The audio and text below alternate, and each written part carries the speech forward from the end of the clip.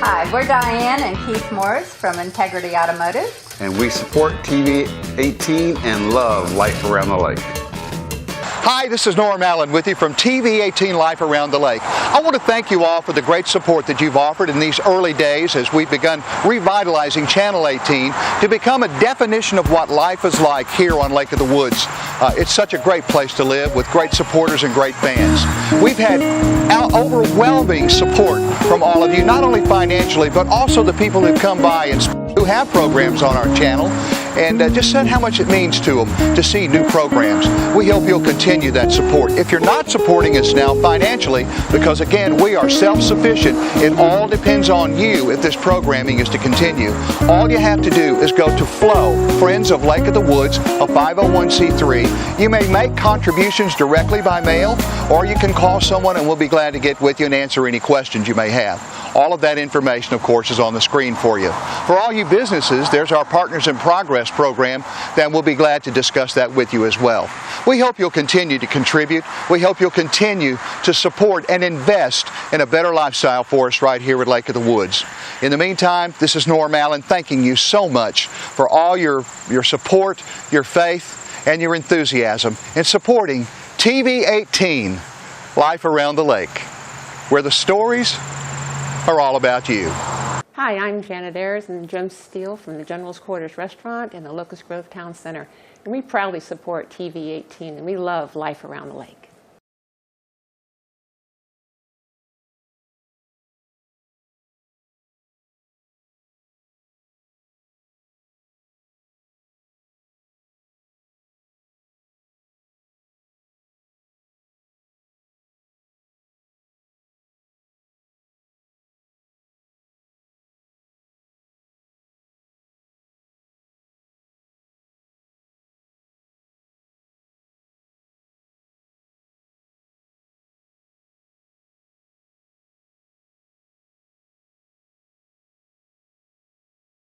Hello and welcome to Art for Life. I am your host, Pete Brown. If you were with us on the last session, we talked about basics. We talked about using value to find form, and we began a painting of these sunflowers trying to demonstrate basically value using form. As we left it off, there were some, I roughly laid it in just with very loose strokes. We talked about this one being the star of our show, and these two are like the chorus girls not getting their full attention, but we want to paint them in that way. That's the way we see. So when we focus, the subject of this one will be this star.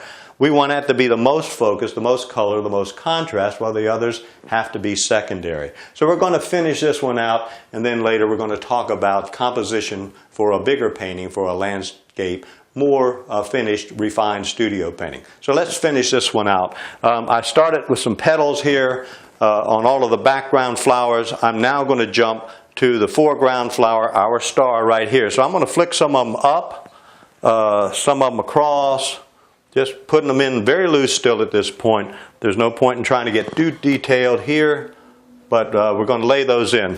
I'm going to switch now, why not, just to demonstrate how to use a palette knife for the same purpose. So I can use a palette knife, just load it up, and I can make these petals now appear a lot more bright, brilliant, thicker, just by putting a thicker amount of paint. When we get to our final stages of our painting, that's when we use our thickest paint. We want it to be visible, so it'll have more color, more contrast, and of course more surface, more texture, more volume. So if we are very loose still with this, as you can see, not a whole lot of detail. That one didn't turn out so well, so we get one and done with the palette knife. You put it down, you leave it alone. It's kind of like that boy you dated. He took you out once and you never heard from him again. This is kind of what you want. Just kind of light touches there. I think that's probably about it on this guy. Again, this is a demonstration painting of technique primarily. But let's go back, we got quite a gap here. Let's put some more leaves in there just to let this thing not look too puny. So we kind of put some foliage out from under that.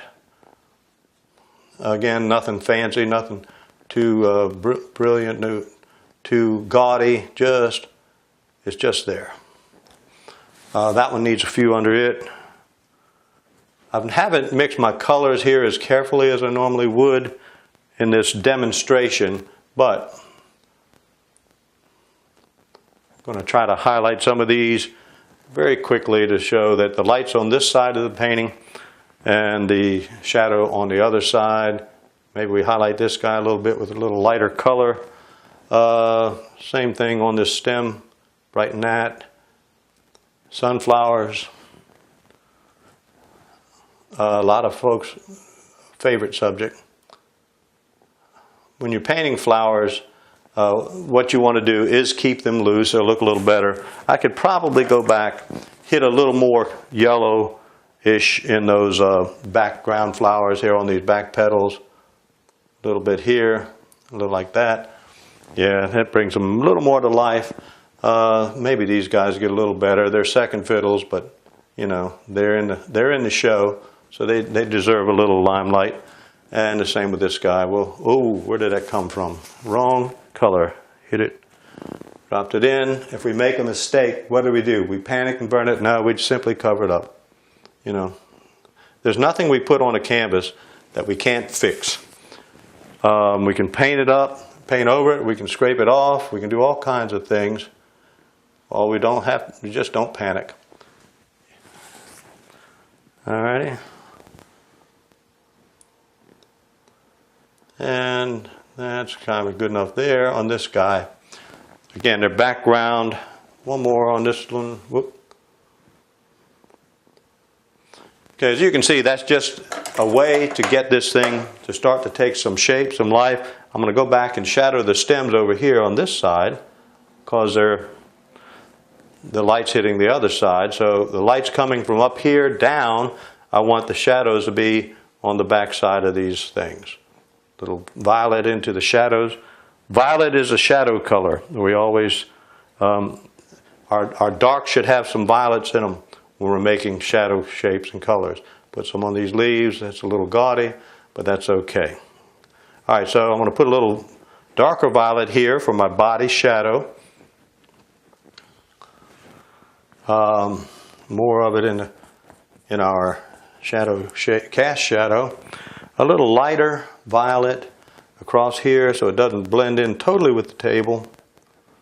And then I'm going to whiten and brighten that on this side to get a little more of a light on this side. I'll pull it this way to make it rounder.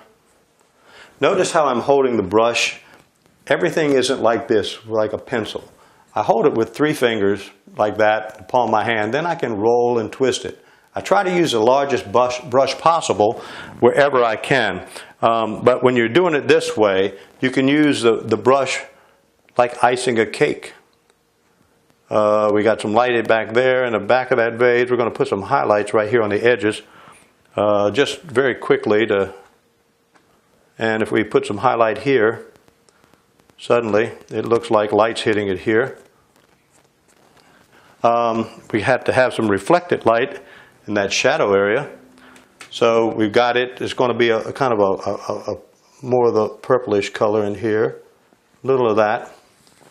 We take some of the darker shadow color, bring it back over those edges. And we're going to get that one this way.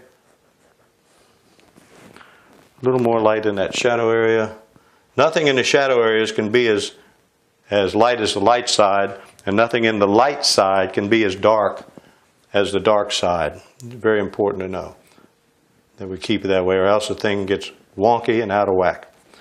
Alrighty, I think for this demonstration, that's probably good enough on this piece. If you have questions about any of this, we'll put my phone number, my web address on the page. Please feel free to contact me about any of it. But we're going to call this one good. Hell, I will just, we'll just put a little quick signature on this. Even though it's not a masterpiece, it was fun. I hope you enjoyed this piece, and in a moment we'll show you how to go about a studio painting.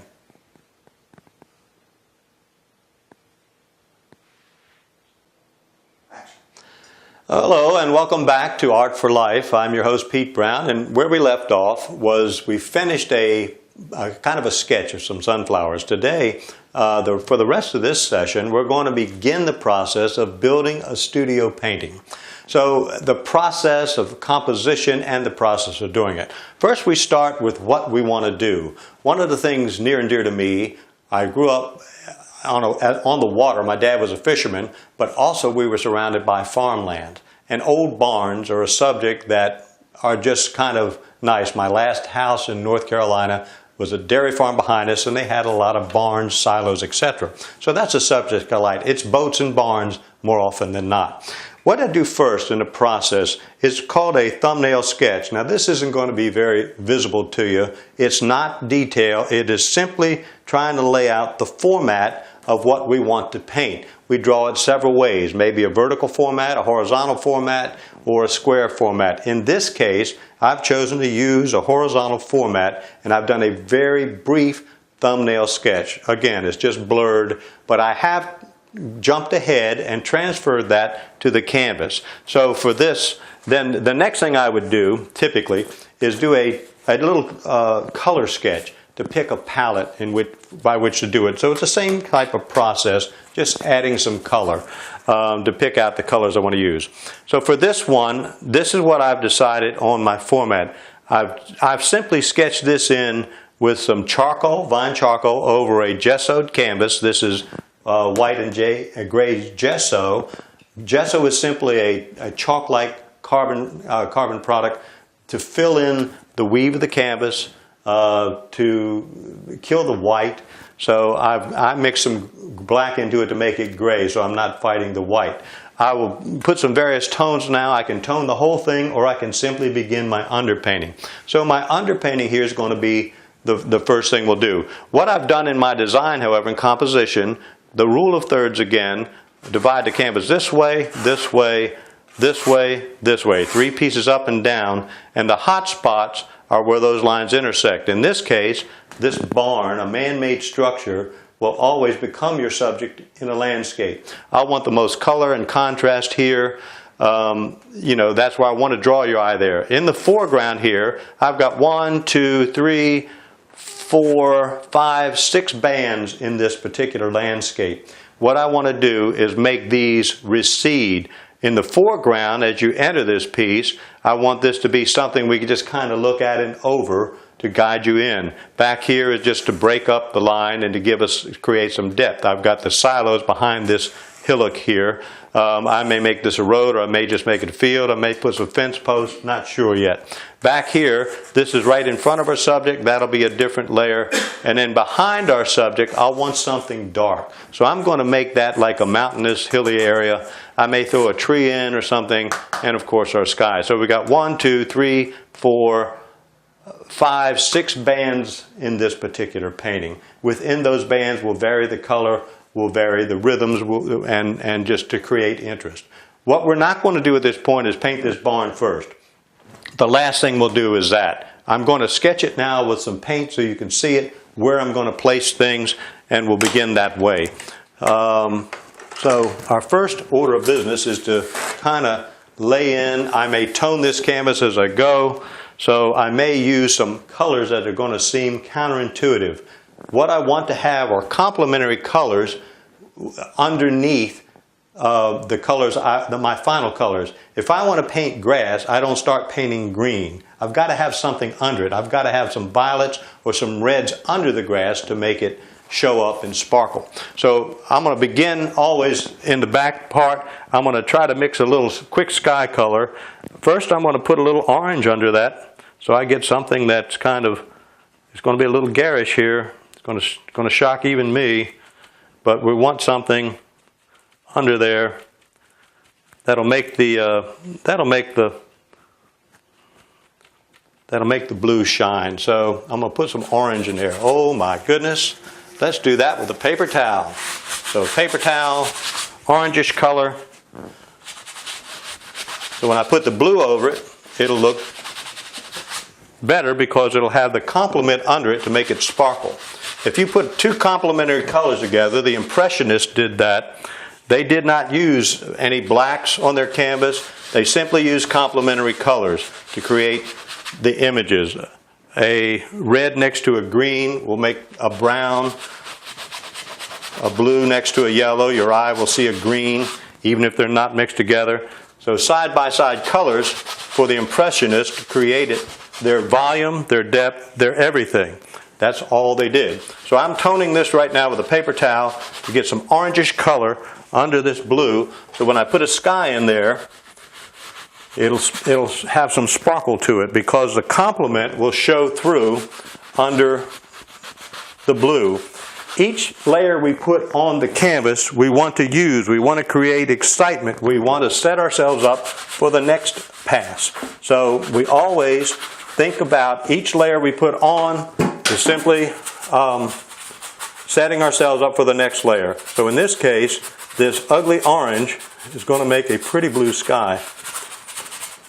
You'll notice too, I've kind of enhanced it over here. It's a different layer of color than here. So I want some shift in my sky. I don't want it to be the same all the way across. It'll be darker on one side or cooler or warmer, if you will, across the way. Okay, so we got that going on. Let's bring that sky down a hair behind here, and just in case, we'll fade it in here.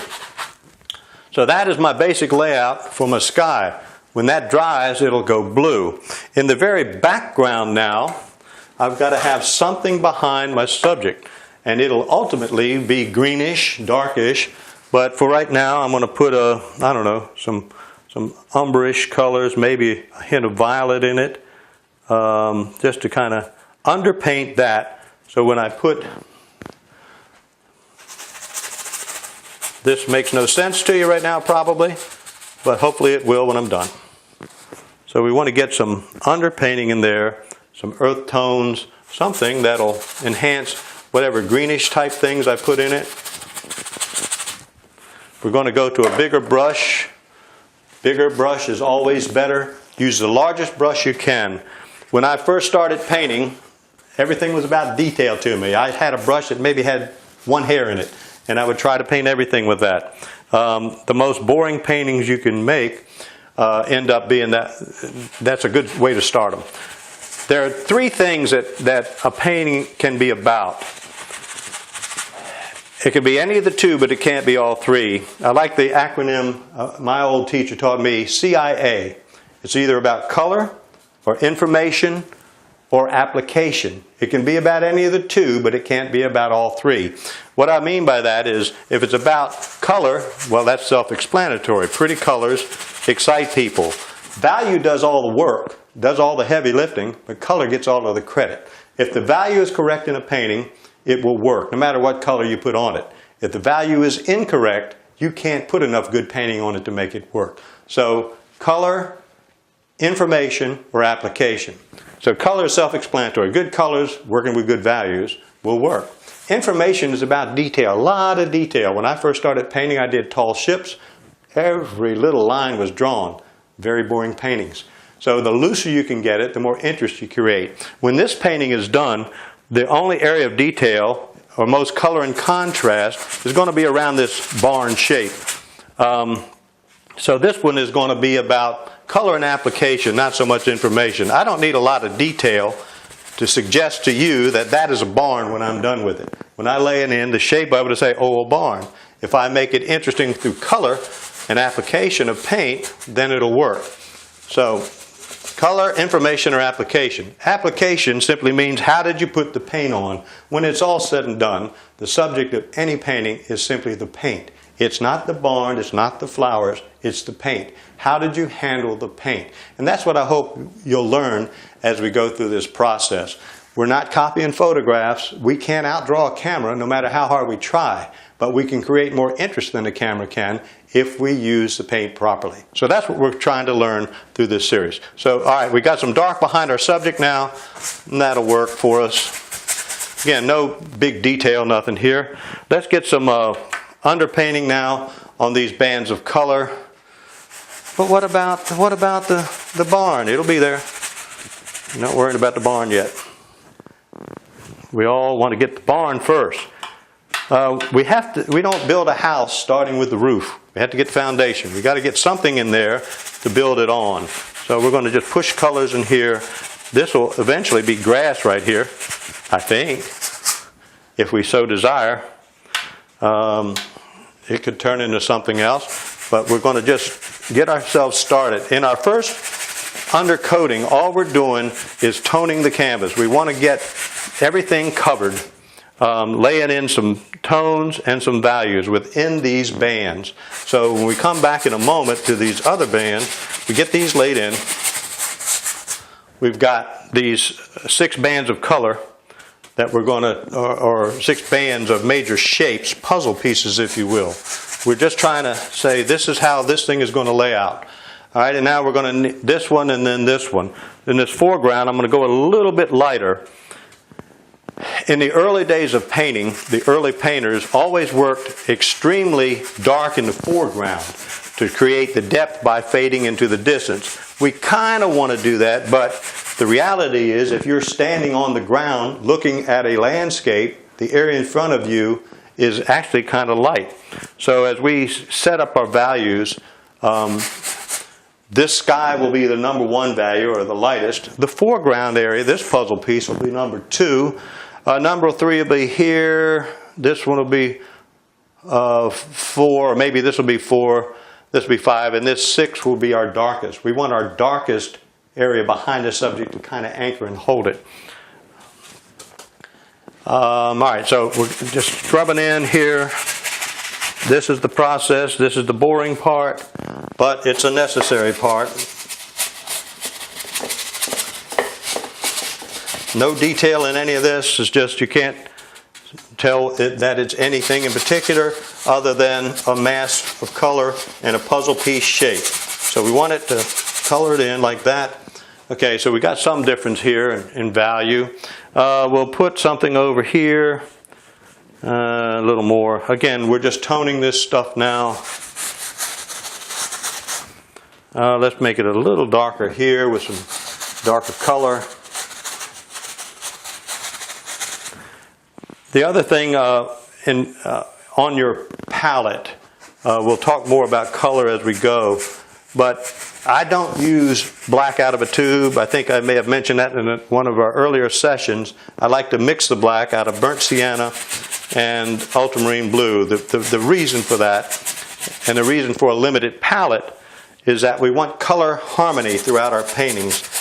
If we grab, they make a color for anything you can imagine, tubes of paint. If you grab 28 tubes of paint, you may have every color you want, but if you put them on a canvas, they're not going to be harmonious. They're going to look garish and fight each other. So if you can use a limited palette, as we said on an earlier show, a warm and a cool color, a version of each primary to form your secondaries, and then wherever possible, a few earth tones such as these to blend into those colors, to gray them out and dull them out. All right, so we've got our things there. Oh my, what about our barn? What about our barn? All right, let's lay in our barn. We've got to have our barn. So we know what we're doing here. So here's our barn. There goes one shape. There goes one. There's something under here. It's going to be very dark. I'm going to put one of these little overhangs on that barn probably. So this will just really be dark up under there. We won't know what's in there because it's all going to be shadowed out. We'll lose it over here somewhere because that's where the barn loses. Some things here, etc. We'll make a grayish barn color because heck, it's just an old. And that barn may be red, it may be black. We don't know yet. Whatever we want it to be when we get there. For right now, we're just saying this is where it's going, and then this coming out this way, even more pronounced. So we know where to put the paint later. That's our target. I guess we better put some things to that silo as well. We're just so we know where it's going. It'll be kind of a dull, grayish, blackish thingish. Actually, it should go that way. We always want to be mindful of our brush strokes because they give us information. They give us information. So this thing is rounded, but we're looking at it from down below kind of, so we need to make sure our strokes run in that direction. Having that gray background under there made this a little bit easier. So are just going to run them that way. Again, I'm just laying these in now, getting our shapes in, because we want to know where to put the paint in the second layers. Right now we're just setting ourselves up for the next layer. So we're going to put it here, a little more there. And it looks like we got a big old hole behind our silo there, so we're going to have to put something back in there. We can go with the dark, I guess, we had, or we'll do something else. If we decide to put our light that way, all right, so we'll lose it. So that is our underpainting for this one. I'm going to set up now to begin the second layer as this dries. Again, this is acrylic paint, which dries very rapidly, so we'll be ready to go in just a moment.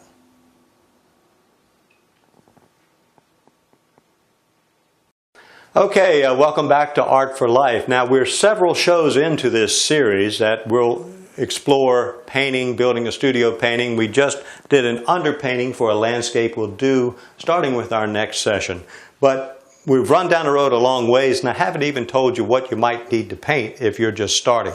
So let's start with the beginning of that. First, you should have a color wheel. You can download one off the internet, or simply buy one of these. Again, this is very helpful when you're trying to figure out your color combinations.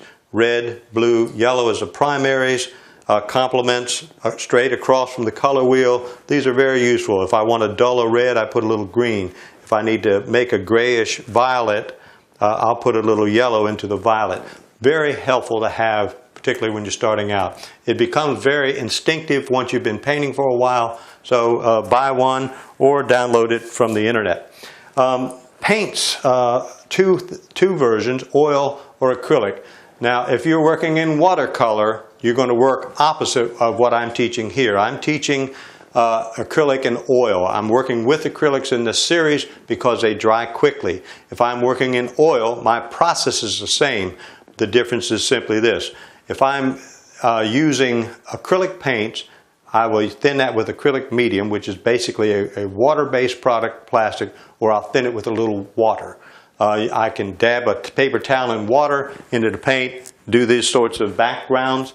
If I'm working in oil, I use odorless mineral spirits or turpentine. Most people prefer odorless mineral spirits because there's less smell with it. So the process is the same, underpainting, etc. Oil paints take longer to dry. You might have to wait a couple of days between each layer, whereas acrylic, in an hour or 10 minutes sometimes, you're ready for the next layer. With our paints, we want to always have, as we mentioned in an earlier version, a warm and cool version of each color. A cool blue, a warm blue, a cool yellow, a warm yellow, a cool red, a warm red. And then our earth tones are raw sienna, burnt umber. For earth tones can also calm down a color right out of the tube. For brushes, I've got a million brushes here. Most often what I use in my oil paints are bristle brushes. I use these wide guys like this, chip brushes or these Richardson brushes. The bigger the brush, the better. You can use the corner of the brush and make a small stroke, or you can use the whole thing and make a wide stroke. I do have chiseled edge brushes like this for detail. These are my bristle brushes. These are my synthetic brushes for acrylic. Use synthetic brushes if possible for acrylic. You can use bristle, but they will clog up and ruin quickly. Liquid plastic is what you're painting with, so they work better with synthetics for our acrylic paint. The length of the bristles here, this one is called a flat. There are longer bristles. The shorter bristles are called brights. If we're making fine lines in detail, the chiseled edges of these brushes both work the same. I can do this way and make a line, that way and make a line, or I can pull it this way, etc. Brights and that. Then there's another brush called a filbert. It's shaped like a filbert nut around the edges. And ideally this also has a chiseled edge, but makes rounded shapes. The big wide brushes for our washes, for our lay-ins, bigger, wider is better. Okay, palette. What do we need for a palette? Well, there's a myriad of things. On this particular stuff, for these acrylic paints, I just stuck my hand in, I'm using cookie sheets. The paint sticks to them, but you can scrape it right off with your fingernail later. Once it dries, what you want to do with acrylic paint, keep it moist, spray a little spritzer on it. So a cookie tray will work. Any kind of plastic that is not acrylic, polystyrene, old cafeteria trays, or you can buy fancier palettes. For our, they make a palette just for acrylics. It's got a place in it, a pad for moisture. However, this is what I use for my oils. I have a piece of glass in there and keep my oils so they're sealed and don't dry out. So anything you can paint on. As far as practice painting, you can buy little pads of canvas paper. That's what this is. It's a piece of canvas pad. You can take a piece of cardboard and gesso it. It's wonderful for practice. I use those all the time for practicing strokes, for trying to do things. Those work perfectly. Pieces of cardboard. Masonite is another product you can use. You can gesso in that and make full-fledged paintings, or you can use them for practice. Anything that we paint on is called the support. For what I do, most of my paintings now are these box canvases, or they're called, I just drew a blank on the word for those, the deep-sided canvases. Box canvases or gallery wrap. That's the word I was looking for. The thinner canvases are, you typically have to frame. These, if you paint the edge black when you're done, you don't have to frame them. It's your choice. These cost twice as much as those, but there's no frame involved. Brushes, again, the wider the better. You will get, so you have detailed brushes, maybe one or two little fine brushes for one end or the other. Paints, if you're using oils, you'll need good quality paints. You'll need, but in the beginning, student grades work. All of these paints that you see here are student grade, nothing really expensive. As you're learning, do that. For you more advanced painters, buy the best paint you can get, the most expensive, the best pigment. The light fastness, it holds its color. You put it down and it'll stay the same color. With acrylic, you do have a shading difference of about 2 shades when you lay it down and pick it up. Palette knives. You need a good palette knife. I recommend this size, this style for mixing your paints. You can also paint with this, pick up the paint, make any shape you want. The larger ones for bigger masses. Smaller knives for detail, for cutting in or out. So that's our basic supply list for painting. I hope you'll get your supplies. I hope you'll join in on painting. I hope you'll join us again for our next session of Art for Life, and I thank you for watching.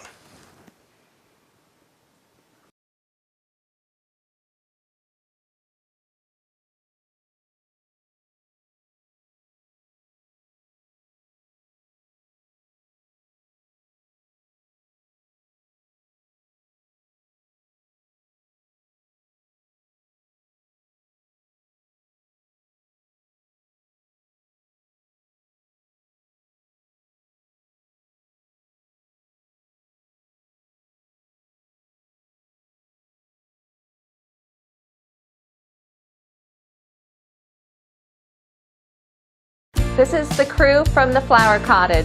We are excited to support TV 18. We love life around the lake. This is Michael from Red, White, Blue, and Brew, your neighborhood shop for beer, wine, and cheese. We love TV 18 and life around the lake.